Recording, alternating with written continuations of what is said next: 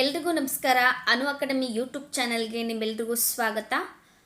ಈ ಒಂದು ವಿಡಿಯೋದಲ್ಲಿ ನಾವು ಕ್ಲಾಸಿಕ್ ಸಂಸ್ಥೆಯವರು ನಡೆಸಿರುವಂತಹ ವಿ ಎ ಒ ಅಂದರೆ ಗ್ರಾಮಾಡಳಿತ ಲೆಕ್ಕಾಧಿಕಾರಿಗೆ ಸಂಬಂಧಿಸಿದಂತೆ ಜನರಲ್ ನಾಲೆಡ್ಜ್ ಸಾಮಾನ್ಯ ಜ್ಞಾನ ಪತ್ರಿಕೆಯನ್ನು ಮಾದರಿ ಪ್ರಶ್ನೆ ಪತ್ರಿಕೆಯನ್ನು ತಯಾರಿಸಿದ್ರು. ಅಂದರೆ ಈ ಒಂದು ಮಾದರಿ ಪ್ರಶ್ನೆ ಪತ್ರಿಕೆಯು ದಿನಾಂಕ 14/7/2024 ನಡೆದಂತಹ ಮಾದರಿ ಪ್ರಶ್ನೆ ಪತ್ರಿಕೆ. ಆ ಮಾದರಿ ಪ್ರಶ್ನೆ ಪತ್ರಿಕೆಯ ಪ್ರಶ್ನೋತ್ತರಗಳನ್ನು ಈ ಒಂದು ವಿಡಿಯೋದಲ್ಲಿ ನಾವು ನೋಡ್ತಾ ಹೋಗೋಣ.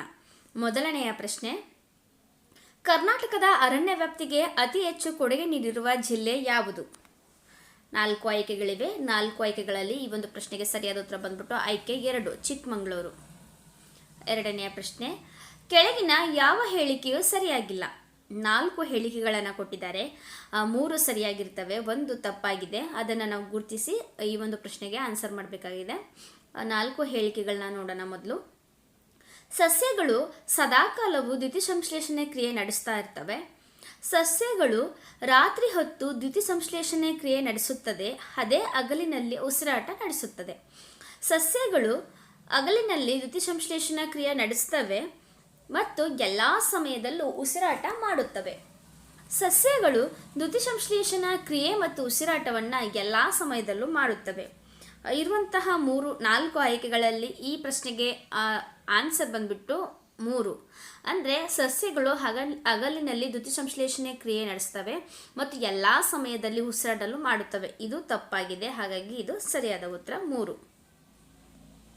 ಓಕೆ, ಮುಂದಿನ ಪ್ರಶ್ನೆ ನೋಡೋಣ ನಾವು. ಕೆಳಗಿನ ಇವುಗಳಲ್ಲಿ ಪಳೆಯುಳಿಕೆಗಳ ಮತ್ತು ಪ್ರಾಚೀನ ವಸ್ತುಗಳ ಕಾಲ ನಿರ್ಣಯ ಮಾಡಲು ಉಪಯೋಗಿಸುವ ವಿಧಾನ ಯಾವುದು? 4 ಆಯ್ಕೆಗಳಿವೆ. 4 ಆಯ್ಕೆಗಳಲ್ಲಿ ಈ ಒಂದು ಪ್ರಶ್ನೆಗೆ ಸರಿಯಾದ ಉತ್ತರ ಬಂದ್ಬಿಟ್ಟು ಆಯ್ಕೆ 1, ರೇಡಿಯೋ ಕಾರ್ಬನ್ ಪರೀಕ್ಷೆ. ಓಕೆ, ಮುಂದಿನ ಪ್ರಶ್ನೆ, ಭೂಮಿಯಲ್ಲಿ ಹವಾಮಾನ ವಿದ್ಯಮಾನಗಳು ನಡೆಯುವ ಜಾಗ ಯಾವುದು? 4 ಆಯ್ಕೆಗಳಿವೆ. ಟ್ರಾಸ್ಟೋಪಿಯರ್, ಟ್ರೋಪೋಸ್ಫಿಯರ್, ಅಯೋನೋಸ್ಫಿಯರ್, ಅಯಸ್ಕಾಂತೀಯ ವಲಯ. 4 ಆಯ್ಕೆಗಳಲ್ಲಿ ಈ ಹವಾಮಾನ ವಿದ್ಯಮಾನಗಳು ನಡೆಯುವಂತಹ ಜಾಗ ಯಾವುದಪ್ಪ ಅಂತಂದರೆ ಆಯ್ಕೆ 2, ಟ್ರೋಪೋಸ್ಫಿಯರ್. ಇಲ್ಲಿ ಭೂಮಿಯಲ್ಲಿ ಹವಾಮಾನ ವಿದ್ಯಮಾನಗಳು ನಡೆಯುತ್ತವೆ. ಮುಂದಿನ ಪ್ರಶ್ನೆ, ವಾಯುಮಾಲಿನ್ಯ ಜೈವಿಕ ಮತ್ತು ಸೂಚಕಗಳು ಯಾವುವು? ಆಯ್ಕೆಗಳು ಬಂದ್ಬಿಟ್ಟು ಆಯ್ಕೆ 1, ಸಸ್ಯಾಹಾರಿಗಳು, ಆಯ್ಕೆ 2, ಲಿಚನ್ಗಳು, ಆಯ್ಕೆ 3, ಪಂಗಿ, ಆಯ್ಕೆ 4, ಜರಿಗಿಡಗಳು. ಈ ಒಂದು ಪ್ರಶ್ನೆಗೆ ಸರಿಯಾದ ಉತ್ತರ ಜೈವಿಕ ಮತ್ತು ಸೂಚಕಗಳು ಯಾವುದಪ್ಪ ಅಂತಂದರೆ ಆಯ್ಕೆ 2, ಲಿಚನ್ಗಳು. ಮುಂದಿನ ಪ್ರಶ್ನೆ ನೋಡೋಣ ನಾವು. ಪ್ರಸಿದ್ಧವಾದ ಲೋಕ್ಟಾಕ್ ಸರೋವರವಿರುವ ರಾಜ್ಯ ಯಾವುದು? ಈ ಲೋಕ್ಟಾಕ್ ಸರೋವರು ಕಂಡುಬರುವಂತಹ ರಾಜ್ಯ ಯಾವುದಪ್ಪ ಅಂತಂದರೆ ಮಣಿಪುರದಲ್ಲಿ ಇದು ಕಂಡುಬರುತ್ತದೆ. ಮುಂದಿನ ಪ್ರಶ್ನೆ, ವನ್ಯಮೃಗ ಸಂರಕ್ಷಣಾಲಯಗಳನ್ನು ರಾಷ್ಟ್ರೀಯ ಉದ್ಯಾನಗಳನ್ನು ಸ್ಥಾಪಿಸುವುದರ ಉದ್ದೇಶ ಯಾವುದು? 3 ಹೇಳಿಕೆಗಳನ್ನು ಕೊಟ್ಟಿದ್ದಾರೆ, ಉದ್ದೇಶಗಳನ್ನು ಕೊಟ್ಟಿದ್ದಾರೆ. ಅದು ಯಾವ್ದು ಸರಿ ಯಾವ್ದು ತಪ್ಪು ಅಂತ ನಾವು ಹೇಳಬೇಕು. ಎ, ಸಸ್ಯ ಸಂಪತ್ತನ್ನು ಪ್ರಾಣಿಗಳನ್ನು ಅವುಗಳ ಆವಾಸ ಸ್ಥಾನದಲ್ಲೇ ಸಂರಕ್ಷಿಸುವುದು, ಪ್ರವಾಸೋದ್ಯಮವನ್ನು ಪ್ರೋತ್ಸಾಹಿಸುವುದು, ಜೀವ ವೈವಿಧ್ಯವನ್ನು ಸಂರಕ್ಷಿಸುವುದು. 3 ಹೇಳಿಕೆಗಳನ್ನು ಕೊಟ್ಟಿದ್ದಾರೆ. ಆ 3 ಹೇಳಿಕೆಗಳಲ್ಲಿ ಯಾವುದು ಸರಿ ಯಾವುದು ತಪ್ಪು ಅಂತ ನಾವು ತಿಳಿಸಬೇಕಾಗಿದೆ. ಈ ಒಂದು ಪ್ರಶ್ನೆಗೆ ಸರಿಯಾದ ಉತ್ತರ ಬಂದ್ಬಿಟ್ಟು ಆಯ್ಕೆ 2, AC ಸರಿಯಾಗಿದೆ, B ತಪ್ಪಾಗಿದೆ. ಹಾಗಾಗಿ ಸರಿಯಾದ ಉತ್ತರ ಬಂದ್ಬಿಟ್ಟು ಆಯ್ಕೆ 2, B ತಪ್ಪಾದ ಉತ್ತರ. ಜೀವ ವೈವಿಧ್ಯತೆ ಸಂರಕ್ಷಿಸುತ್ತದೆ, ಹಾಗೆಯೇ ಸಸ್ಯ ಸಂಪತ್ತನ್ನು ಪ್ರಾಣಿಗಳನ್ನು ಮತ್ತು ಅವುಗಳ ಆವಾಸ ಸ್ಥಾನದಲ್ಲೇ ಸಂರಕ್ಷಿಸುತ್ತದೆ. ಮುಂದಿನ ಪ್ರಶ್ನೆ, ವಾತಾವರಣದಲ್ಲಿ ಇಂಗಾಲದ ಡೈಆಕ್ಸೈಡ್ ಯಾವ ವಿಕಿರಣವನ್ನು ಹೀರಿಕೊಳ್ಳುವುದರಿಂದ ಹಸಿರುಮನೆ ಪರಿಣಾಮ ಉಂಟಾಗುತ್ತದೆ? 4 ಆಯ್ಕೆಗಳಿವೆ. 4 ಆಯ್ಕೆಗಳಲ್ಲಿ ಈ ಒಂದು ಪ್ರಶ್ನೆಗೆ ಸರಿಯಾದ ಉತ್ತರ ಬಂದ್ಬಿಟ್ಟು ಆಯ್ಕೆ 1, ಇನ್ಫ್ರಾರೆಡ್. ಇದರಿಂದ ಇಂಗಾಲದ ಡೈಆಕ್ಸೈಡ್ ಹೀರಿಕೊಳ್ಳುವುದರಿಂದ ಹಸಿರುಮನೆ ಪರಿಣಾಮ ಉಂಟಾಗುತ್ತದೆ. ಆಮ್ಲ ಮಳೆಗೆ ಕಾರಣ ಯಾವುದು? ವಾಹನ ಮಾಲಿನ್ಯ, ಪರಮಾಣು ಬಾಂಬ್, ಕೈಗಾರಿಕಾ ಮಾಲಿನ್ಯ, ಅಣುಬಾಂಬ್. ಈ ಒಂದು ಆಮ್ಲ ಮಳೆಗೆ ಕಾರಣವಾಗುವುದು ಯಾವುದಪ್ಪ ಅಂತಂದರೆ ಮುಖ್ಯವಾಗಿ ವಾಹನ ಮಾಲಿನ್ಯ. ಈ ವಾಹನ ಮಾಲಿನ್ಯದಿಂದ ಆಮ್ಲ ಮಳೆ ಉಂಟಾಗುತ್ತದೆ. ಬಯೋಗ್ಯಾಸ್ನಲ್ಲಿ ಪ್ರಮುಖವಾಗಿರುವುದು ಯಾವುದು? ಗ್ಯಾಸಲ್ಲಿ ಪ್ರಮುಖವಾಗಿ ಕಂಡುಬರುವಂಥದ್ದು ಯಾವುದು ಅಂತಂದರೆ ಆಯ್ಕೆಗಳು ಬಂದ್ಬಿಟ್ಟು ಈಥೇನ್, ಆಲ್ಕೋಹಾಲ್, ಮೀಥೇನ್, ಅಸಿಟಲಿನ್. ಈ ಒಂದು ಪ್ರಶ್ನೆಗೆ ಸರಿಯಾದ ಉತ್ತರ ಬಂದ್ಬಿಟ್ಟು ಮೀಥೇನ್. ಮೀಥೇನ್ ಬಯೋಗ್ಯಾಸ್ನಲ್ಲಿ ಕಂಡುಬರುವಂತಹ ಒಂದು ಲೋಹ ಆಗಿರ್ತದೆ. ಮುಂದಿನ ಪ್ರಶ್ನೆ, ಮ್ಯಾಂಗ್ರೋವ್ ಎನ್ನುವ ಸಸ್ಯಗಳು ಕಂಡುಬರುವ ಪ್ರದೇಶ ಯಾವುದು? ಆಯ್ಕೆಗಳು ಬಂದ್ಬಿಟ್ಟು ಸವನ್ನಾ ಹುಲ್ಲುಗಾವಲು, ಮರುಭೂಮಿ, ಹಿಮಪರ್ವತದ ಅರಣ್ಯಗಳು, ನದಿ ಸಮುದ್ರ ತೀರ. ಈ ಮ್ಯಾಂಗ್ರೋವ್ ಎನ್ನುವ ಅರಣ್ಯ ಸಸ್ಯಗಳು ಕಂಡುಬರುವುದು ಎಲ್ಲಪ್ಪ ಅಂತಂದರೆ ಆಯ್ಕೆ 1, ಇದು ನದಿ ಮತ್ತು ಸಮುದ್ರ ತೀರಗಳಲ್ಲಿ ಕಂಡುಬರುತ್ತದೆ. ಮುಂದಿನ ಪ್ರಶ್ನೆ ನೋಡೋಣ. ಕರ್ನಾಟಕದಲ್ಲಿ ರಾಷ್ಟ್ರಪತಿ ಆಳ್ವಿಕೆಗೆ ಸಂಬಂಧಿಸಿದಂತೆ ಯಾವುದು ತಪ್ಪಾಗಿದೆ? 4 ಆಯ್ಕೆಗಳನ್ನ ಕೊಟ್ಟಿದ್ದಾರೆ. ಈ 4 ಆಯ್ಕೆಗಳಲ್ಲಿ ತಪ್ಪಾದ ಆಯ್ಕೆ ಯಾವುದು ಅಂತಂದರೆ ಆಯ್ಕೆ 4. 4ನೆಯ ರಾಷ್ಟ್ರಪತಿ ಆಳ್ವಿಕೆ ಮುಖ್ಯಮಂತ್ರಿ HD ಕುಮಾರಸ್ವಾಮಿ ಅವರು. ಇದು ತಪ್ಪಾಗಿದೆ. 4ನೇ ಅವರು ರಾಷ್ಟ್ರಪತಿ ಆಗಿಲ್ಲ, ಹಾಗಾಗಿ ಇವರು ಮುಖ್ಯಮಂತ್ರಿ ಆಗಿದ್ದರು, ಹಾಗಾಗಿ 4ನೇ ತಪ್ಪಾಗಿದೆ. ಇರುವಂತಹ 3 ಅಂದರೆ ಮೊದಲನೇ ರಾಷ್ಟ್ರಪತಿ ಆಳ್ವಿಕೆ ಬಂದ್ಬಿಟ್ಟು ಮುಖ್ಯಮಂತ್ರಿ ವೀರೇಂದ್ರ ಪಟೇಲ್ರವರಾಗಿದೆ, ಅದು ಸರಿಯಾಗಿದೆ. 2ನೇ ರಾಷ್ಟ್ರಪತಿ ಆಳ್ವಿಕೆ ಮುಖ್ಯಮಂತ್ರಿ ಡಿ ದೇವರಾಜ್ ಅರಸ್ರವರು. 3ನೇ ರಾಷ್ಟ್ರಪತಿ ಆಳ್ವಿಕೆ ಬಂದ್ಬಿಟ್ಟು ಮುಖ್ಯಮಂತ್ರಿ ಆಗಿರುವಂಥವ್ರು ರಾಮಕೃಷ್ಣ ಹೆಗಡೆ ಅವರು. HD ಕುಮಾರಸ್ವಾಮಿ ಅವರು ಆಗಿಲ್ಲ, ಹಾಗಾಗಿ ಇದು ತಪ್ಪಾಗಿದೆ.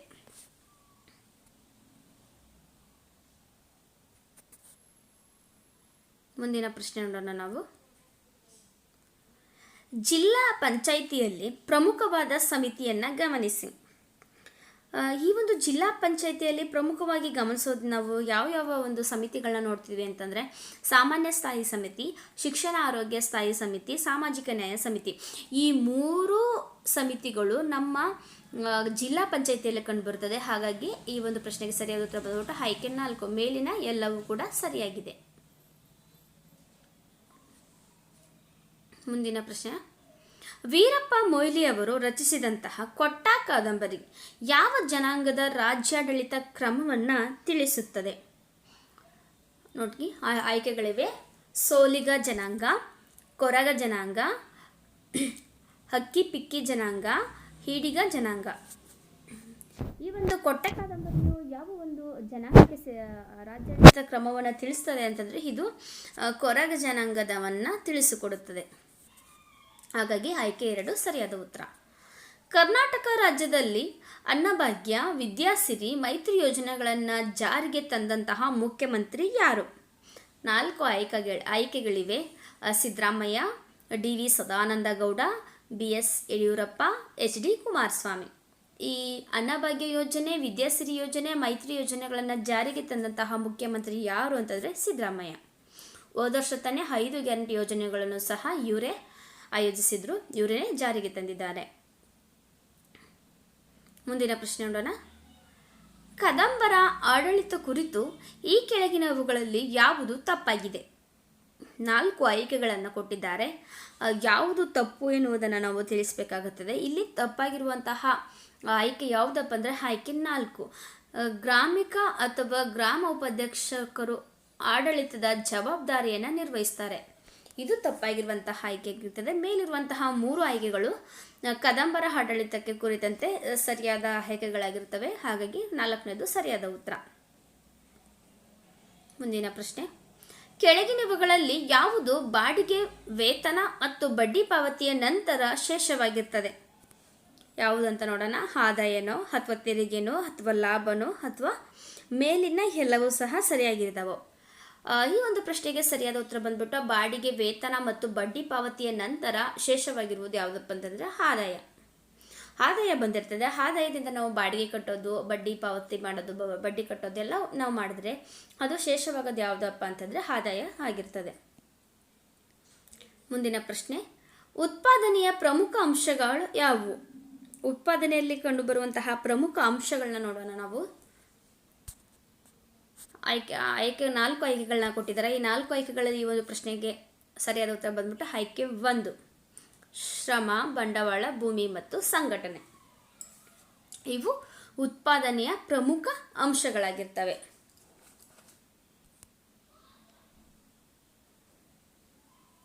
ಮುಂದಿನ ಪ್ರಶ್ನೆ, ಈ ಕೆಳಗೆ ನೀಡಲಾದ ಹೇಳಿಕೆಗಳಲ್ಲಿ ಯಾವುದು ಪರಿಸರನ ಮಳೆಯನ್ನು ರೂಪಿಸುತ್ತದೆ? ಎರಡು ಹೇಳಿಕೆಗಳನ್ನು ಕೊಟ್ಟಿದ್ದಾರೆ. ಎರಡು ಹೇಳಿಕೆಗಳು ಯಾವ್ದು ತಪ್ಪು ಯಾವ್ದು ಸರಿ ಅಂತ ನಾವು ತಿಳಿಸ್ಬೇಕು. ಈ ಒಂದು ಪ್ರಶ್ನೆಗೆ ಸರಿಯಾದ ಉತ್ತರ ಬಂದ್ಬಿಟ್ಟು ಆಯ್ಕೆ 3, ಎ ಮತ್ತು ಬಿ ಸರಿ. ಎ ಮತ್ತು ಬಿ ಸರಿ, ಎರಡೂ ಸಹ ಸರಿಯಾದ ಉತ್ತರ ಆಗಿರ್ತದೆ. ಮುಂದಿನ ಪ್ರಶ್ನೆ, ಸಾಮಾನ್ಯವಾಗಿ ಡ್ರೋಲ್ತದ ಈ ಅಕ್ಷಾಂಶಗಳ ನಡುವೆ ಕಂಡುಬರುತ್ತದೆ. ಡ್ರೋಲ್ತವ ಎನ್ನುವುದು ಯಾವ ಅಕ್ಷಾಂಶಗಳ ನಡುವೆ ಕಂಡುಬರುತ್ತದೆ ಅಂತ ಕ್ವಶನ್ಸ್ ಇದೆ. ಈ ಕ್ವಶನ್ಗೆ ಸರಿಯಾದ ಉತ್ತರ ಬಂದ್ಬಿಟ್ಟು ಆಯ್ಕೆ 1.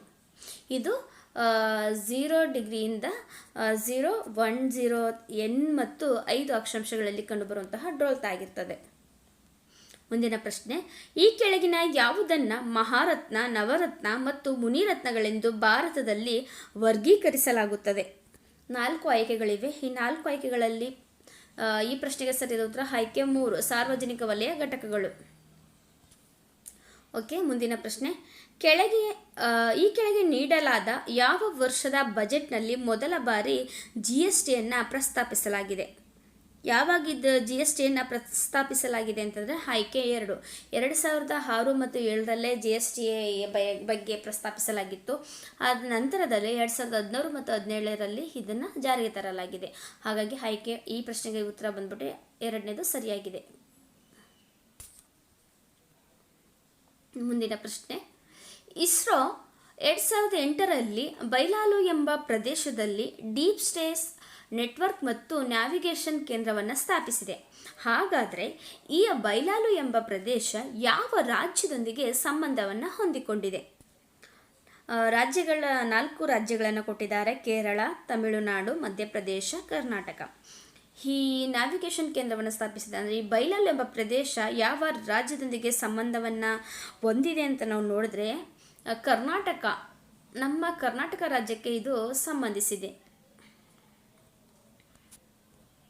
ಮುಂದಿನ ಪ್ರಶ್ನೆ ನೋಡೋಣ. ಹೇ ಬ್ರೀಫ್ ಹಿಸ್ಟ್ರಿ ಆಫ್ ಟೈಮ್ ಪುಸ್ತಕದ ಲೇಖಕರು ಯಾರು? A brief history of time ಎಂಬ ಕೃತಿಯನ್ನು ರಚಿಸಿದಂತಹ ಕವಿ ಯಾರು ಅಂತ ಪ್ರಶ್ನೆ ಇದೆ. ಈ ಪ್ರಶ್ನೆಗೆ ಆನ್ಸರ್ ಬಂದ್ಬಿಟ್ಟು ಆಯ್ಕೆ 1, ಸ್ಟೀಫನ್ ಹಾಕಿಂಗ್. ಇವರು ಹೇ ಬ್ರೀಫ್ ಹಿಸ್ಟ್ರಿ ಆಫ್ ಟೈಮ್ ಎಂಬ ಪುಸ್ತಕವನ್ನು ರಚಿಸಿದ್ದಾರೆ. ಮುಂದಿನ ಪ್ರಶ್ನೆ, ಸಮಗ್ರ ಬೆಳೆ ವಿಮಾ ಯೋಜನೆಯನ್ನು ಪರಿಚಯಿಸಲಾದಂತಹ ವರ್ಷ ಯಾವುದು? ಸಮಗ್ರ ಬೆಳೆ ವಿಮಾ ಯೋಜನೆಯನ್ನು ಜಾರಿಗೆ ಬಂದಂತಹ ವರ್ಷ ಯಾವುದಪ್ಪ ಅಂತಂದರೆ ಈ ಒಂದು ಸಮಗ್ರ ಬೆಳೆ ವಿಮಾ ಯೋಜನೆಯು 1985ರಲ್ಲಿ ಜಾರಿಗೆ ಬಂದಿದೆ. ಮುಂದಿನ ಪ್ರಶ್ನೆ, ದೆಹಲಿಯ ಟಾಲ್ಕಟೋರಾ ಸ್ಟೇಡಿಯಂನಲ್ಲಿ ಕರ್ನಾಟಕ ಸಂಸ್ಕೃತಿಯನ್ನು ಪ್ರದರ್ಶಿಸಲು ಬಾರಿಸು ಕನ್ನಡ ಡಿಂಡಿಮ ಕಾರ್ಯಕ್ರಮವನ್ನು ಆಯೋಜಿಸಿದವರು ಯಾರು? 4 ಆಯ್ಕೆಗಳಿವೆ: ನರೇಂದ್ರ ಮೋದಿ, ಅರವಿಂದ್ ಕೇಜ್ರಿವಾಲ್, ದ್ರೌಪದಿ ಮುರ್ಮು, ವಿನಯ್ ಕುಮಾರ್ ಸಕ್ಸೇನಾ. ಈ ಒಂದು ಬಾರಿಸು ಕನ್ನಡ ಡಿಂಡಿಮವ ಎಂಬ ಕಾರ್ಯಕ್ರಮವನ್ನು ಆಯೋಜಿಸಿದಂತಹ ವ್ಯಕ್ತಿ ಯಾರು ಅಂತಂದರೆ ನರೇಂದ್ರ ಮೋದಿಯವರು ಈ ಒಂದು ಕಾರ್ಯಕ್ರಮವನ್ನು ಆಯೋಜಿಸಿದರು. ಹಾಗಾಗಿ ಪ್ರಶ್ನೆಗೆ ಆನ್ಸರ್ ಬಂದ್ಬಿಟ್ಟು ಆಯ್ಕೆ 1.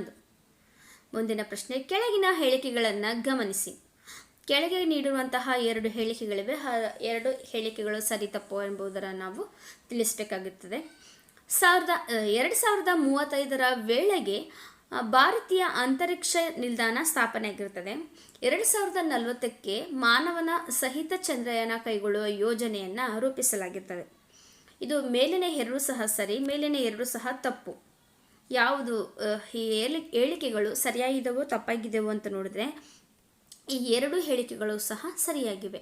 ಅಂದರೆ 2035ರ ವೇಳೆಗೆ ಭಾರತದಲ್ಲಿ ಅಂತರಿಕ್ಷ ನಿಲ್ದಾಣವನ್ನು ಸ್ಥಾಪನೆಯನ್ನು ಮಾಡಲಾಗ್ತದೆ. ಹಾಗೆಯೇ 2040ರ ವೇಳೆಗೆ ಚಂದ್ರಯಾನ ಕೈಗೊಳ್ಳುವ ಯೋಜನೆಯನ್ನು ಸಹ ರೂಪಿತವಾಗಿರ್ತವೆ. ಮುಂದಿನ ಪ್ರಶ್ನೆ, ಮನರೇಗಾ ವಿಸ್ತರಿಸಿದ ಕೇಂದ್ರ ಸರ್ಕಾರ ಕುರಿತು ಗಮನಿಸಿ. 4 ಆಯ್ಕೆಗಳಿವೆ. 4 ಆಯ್ಕೆಗಳಲ್ಲಿ ಈ ಒಂದು ಪ್ರಶ್ನೆಗೆ ನಾವು ಸರಿಯಾದ ಉತ್ತರವನ್ನು ತಿಳಿಸಬೇಕಾಗುತ್ತದೆ. ಈ ಪ್ರಶ್ನೆಗೆ ಆನ್ಸರ್ ಬಂದ್ಬಿಟ್ಟು ಆಯ್ಕೆ 4. ಅಂದರೆ ಮೇಲಿನ ಎಲ್ಲವೂ ಸಹ ಸರಿಯಾಗಿದೆ. ಕೃಷಿ ಇಲ್ಲದೆ ಇರುವ ದಿನಗಳಲ್ಲಿಯೂ ಆ ಜನರಿಗೆ ಉದ್ಯೋಗವನ್ನು ಒದಗಿಸುವುದು. ಈ ಪ್ರಯುಕ್ತ ಮಹಾತ್ಮ ಗಾಂಧಿ ಗ್ರಾಮೀಣ ಉದ್ಯೋಗ ಖಾತ್ರಿ ನರೇಗಾ ಯೋಜನೆಯನ್ನು ಜಾರಿಗೆ ತರಲಾಗಿದೆ. ಈ ಯೋಜನೆಯ ಪ್ರಕಾರ ಕುಟುಂಬವೊಂದಕ್ಕೆ ವರ್ಷವೊಂದಕ್ಕೆ 100 ದಿನಗಳ ಉದ್ಯೋಗವನ್ನು ಒದಗಿಸುವುದೇ. ನರೇಗಾ ಯೋಜನೆಯ ಬಗ್ಗೆ ಇಲ್ಲಿ ಮಾಹಿತಿಯನ್ನು ಕೊಟ್ಟಿದ್ದಾರೆ. ಕೊಟ್ಟಿರುವಂತಹ ಮಾಹಿತಿ 3 ಸಹ ಸರಿಯಾಗಿದೆ. ಹಾಗಾಗಿ ಈ ಒಂದು ಪ್ರಶ್ನೆಗೆ ಸರಿಯಾದ ಉತ್ತರ ಬಂದ ಮೇಲಿನ ಎಲ್ಲವೂ ಸಹ ಸರಿಯಾದ ಉತ್ತರ ಆಗಿರುತ್ತದೆ. ಮುಂದಿನ ಪ್ರಶ್ನೆ, ರಾಜ್ಯದಲ್ಲಿ ಹುಕ್ಕಾ ಉತ್ಪನ್ನ ನಿಷೇಧ ಕುರಿತು ಗಮನಿಸಿ. 4 ಆಯ್ಕೆಗಳನ್ನ ಕೊಟ್ಟಿದ್ದಾರೆ. 4 ಆಯ್ಕೆಗಳಲ್ಲಿ ಈ ಒಂದು ಪ್ರಶ್ನೆಗೆ ಸರಿಯಾದ ಉತ್ತರ ಬಂದ್ಬಿಟ್ಟು ಆಯ್ಕೆ 4. ಮೇಲಿನ ಎಲ್ಲವೂ ಸಹ ಸರಿ. 1, 2, 3 ಸಹ ಸರಿಯಾದಂತಹ ಉತ್ತರ ಆಗಿರ್ತದೆ. ಮುಂದಿನ ಪ್ರಶ್ನೆ, ಗೂಗಲ್ ಕಂಪನಿಯ ಪಿಕ್ಸೆಲ್ ಸರಣಿಯ ಸ್ಮಾರ್ಟ್ಫೋನ್ಗಳನ್ನು ಯಾವ ರಾಷ್ಟ್ರ ತಯಾರಿಸಲಿದೆ? ಈ ಗೂಗಲ್ ಕಂಪನಿಯ ಪಿಕ್ಸೆಲ್ ಸರಣಿಯ ಸ್ಮಾರ್ಟ್ಫೋನ್ಗಳನ್ನು ಯಾವ ರಾಷ್ಟ್ರ ತಯಾರನ್ನು ಮಾಡ್ತಾ ಇದೆ ಅಂತಂದರೆ ಅಂದರೆ ಅಮೇರಿಕ ರಾಷ್ಟ್ರವು ಈ ಒಂದು ಸ್ಮಾರ್ಟ್ಫೋನ್ಗಳನ್ನು ತಯಾರು ಮಾಡ್ತಾ ಇದೆ. ಮುಂದಿನ ಪ್ರಶ್ನೆ, ಸೂರ್ಯನ ಬೆಳಕಿನ ವರ್ಣಪಟಲದಲ್ಲಿರುವಂತಹ 7 ಬಣ್ಣಗಳಲ್ಲಿ ಅತಿ ಹೆಚ್ಚು ತರಂಗಾಂತರವನ್ನು ಹೊಂದಿರುವಂತಹ ಬಣ್ಣ ಯಾವುದು? ಈ ತರಂಗಾಂತರವನ್ನು ಹೊಂದಿರುವಂತಹ ಬಣ್ಣ ಯಾವುದಪ್ಪ ಅಂತಂದರೆ ಕೆಂಪು ಬಣ್ಣ. ಕೆಂಪು ಬಣ್ಣವು ಈ ತರಂಗದ ಬಣ್ಣವನ್ನು ಹೊಂದಿರುವಂತಹ ಬಣ್ಣ ಆಗಿರ್ತದೆ. ಓಕೆ, ಮುಂದಿನ ಪ್ರಶ್ನೆ,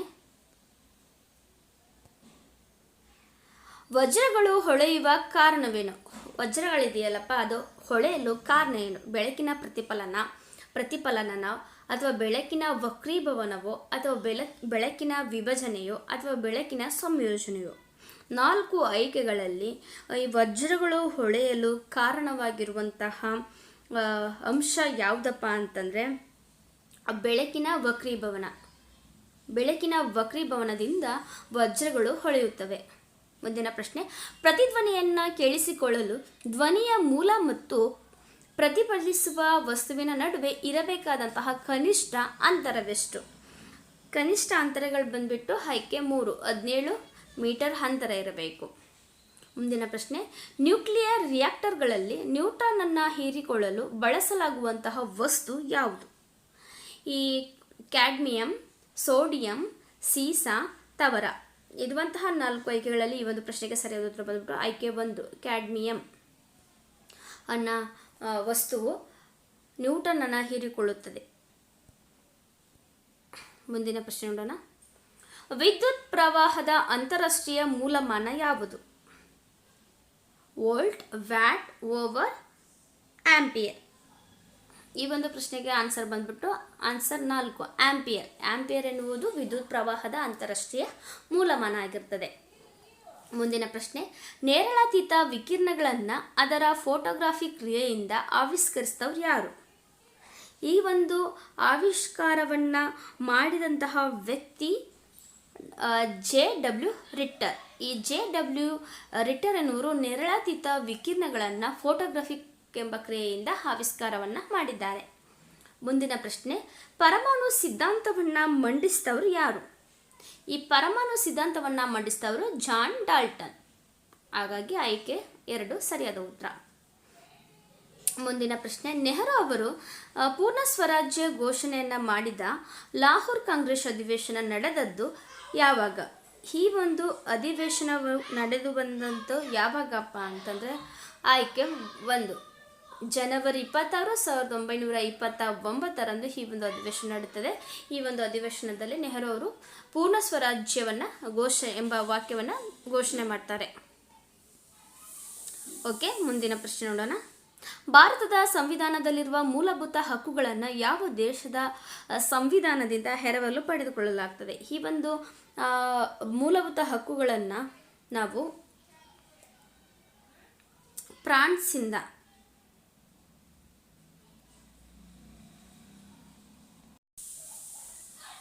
ಈ ಒಂದು ಪ್ರಶ್ನೆಗೆ ಸರಿಯಾದ ಉತ್ತರ ಬಂದ್ಬಿಟ್ಟು ಆಯ್ಕೆ 4, ಅಮೇರಿಕ ರಾಷ್ಟ್ರದಿಂದ ನಾವು ಮೂಲಭೂತ ಹಕ್ಕುಗಳನ್ನು ಎರವಲು ಪಡೆದುಕೊಳ್ಳಲಾಗಿದೆ.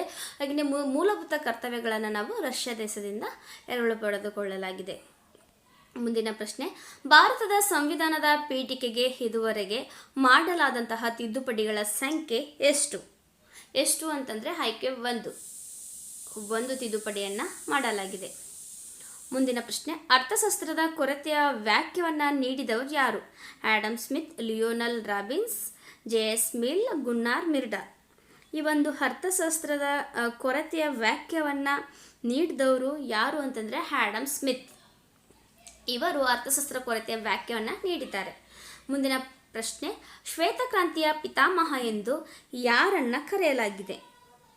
ಶ್ವೇತಕ್ರಾಂತಿಯ ಪಿತಾಮಹ ಎಂದು ವರ್ಗೀಸ್ ಕುರಿಯನ್ ಅವರನ್ನು ಶ್ವೇತಕ್ರಾಂತಿಯ ಪಿತಾಮಹ ಅಂತ ಕರಿತೀವಿ.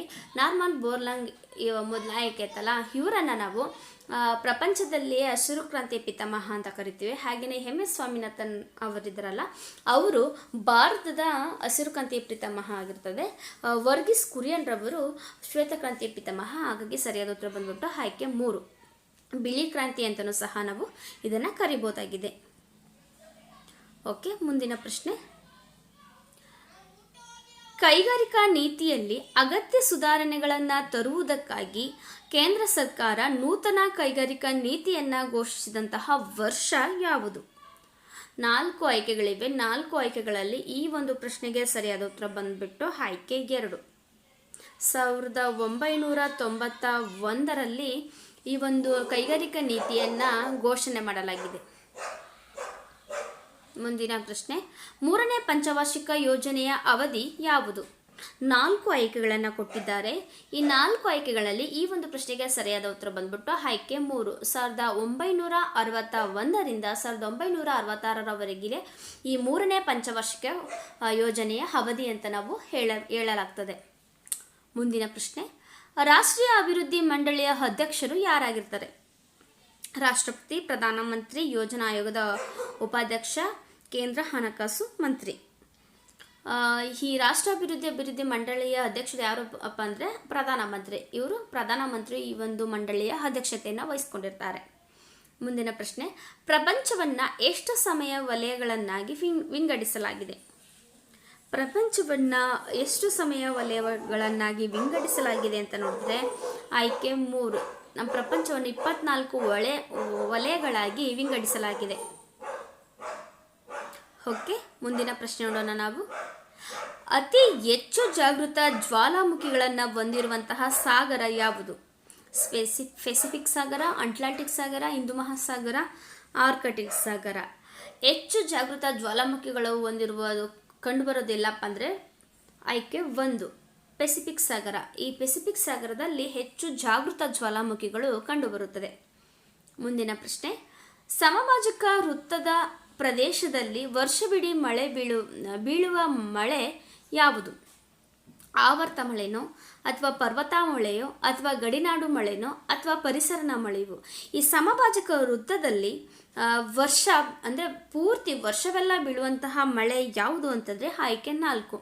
ಇಲ್ಲಿ ಪರಿಸರನ ಮಳೆವು ಬೀಳುತ್ತದೆ. ಹಾಗಾಗಿ ಹೆಚ್ಚಾಗಿ ವರ್ಷವಿಡೀ ಸಹ ಈ ಪರಿಸರನ ಮಳೆನೇ ಕಂಡುಬರುತ್ತದೆ. ಮುಂದಿನ ಪ್ರಶ್ನೆ. ಒಂದೇ ಪ್ರಮಾಣದ ಒತ್ತಡವನ್ನು ಹೊಂದಿದ ಎಲ್ಲ ಪ್ರದೇಶಗಳನ್ನು ಸೇರಿಸುವಂತೆ ಭೂಪಟದ ಮೇಲೆ ಎಳೆಯಬಹುದಾದಂತಹ ರೇಖೆ ಯಾವುದು? ಯಾವ ಒಂದು ರೇಖೆಯನ್ನು ನಾವು ಅಲ್ಲಿ ಹೇಳಲಾಗ್ತದೆ ಅಂತಂದರೆ ಆಯ್ಕೆ 2, ಸಮಭಾರ ರೇಖೆ. ಸಮಭಾರ ರೇಖೆಯನ್ನು ನಾವು ಒಂದೇ ಪ್ರಮಾಣದ ಒತ್ತಡವನ್ನು ಹೊಂದಿದ ಎಲ್ಲ ಪ್ರದೇಶಗಳನ್ನು ಸೇರಿಸುವಂತೆ ಭೂಪಟದ ಮೇಲೆ ಎಳೆಯುವಂತಹ ರೇಖೆಗೆ ನಾವು ಸಮಭಾರ ರೇಖೆ ಅಂತ ಹೇಳ್ತೀವಿ. ಹಾಗಾಗಿ 2ನೇ ಆಯ್ಕೆ ಸರಿಯಾದ ಉತ್ತರ. ಓಕೆ, 50ನೆಯ ಪ್ರಶ್ನೆ, ಕೊನೆಯ ಪ್ರಶ್ನೆ ಆಗಿರ್ತದೆ ಇದು. ಅತಿ ಹೆಚ್ಚು ಚಿನ್ನ ಉತ್ಪಾದಿಸುವಂತಹ ರಾಷ್ಟ್ರ ಯಾವುದು? ಅತಿ ಹೆಚ್ಚು ಚಿನ್ನ ಉತ್ಪಾದಿಸುವ ರಾಷ್ಟ್ರ ಬಂದ್ಬಿಟ್ಟು ಆಯ್ಕೆ 3, ದಕ್ಷಿಣ ಆಫ್ರಿಕಾದಲ್ಲಿ ನಾವು ಅತಿ ಹೆಚ್ಚು ಚಿನ್ನವನ್ನು ಉತ್ಪಾದನೆಯನ್ನು ಮಾಡಲಾಗ್ತೀವಿ. ಹಾಗಾಗಿ ಈ ಒಂದು ಪ್ರಶ್ನೆಗೆ ಸರಿಯಾದ ಉತ್ತರ ಆಯ್ಕೆ 3, ದಕ್ಷಿಣ ಆಫ್ರಿಕಾ. ಓಕೆ ಸ್ನೇಹಿತರೆ, ಈ ಒಂದು ವಿಡಿಯೋದಲ್ಲಿ ನಾವು 40 ಮಾದರಿ ಪ್ರಶ್ನೆ ಮತ್ತು ಉತ್ತರಗಳನ್ನು ನೋಡಿದ್ವಿ. ಈ 40 ಪ್ರಶ್ನೋತ್ತರಗಳು ಮತ್ತು ಈ ವಿಡಿಯೋ ನಿಮಗೇನಾದರೂ ಇಷ್ಟವಾಗಿದ್ದರೆ ವಿಡಿಯೋನ ಲೈಕ್ ಮಾಡಿ, ಶೇರ್ ಮಾಡಿ, ಚಾನಲ್ನ ಸಬ್ಸ್ಕ್ರೈಬ್ ಮಾಡಿ. ಸಿಗೋಣ ಮತ್ತೊಂದು ವಿಡಿಯೋದೊಂದಿಗೆ. ಎಲ್ಲರಿಗೂ ಧನ್ಯವಾದಗಳು.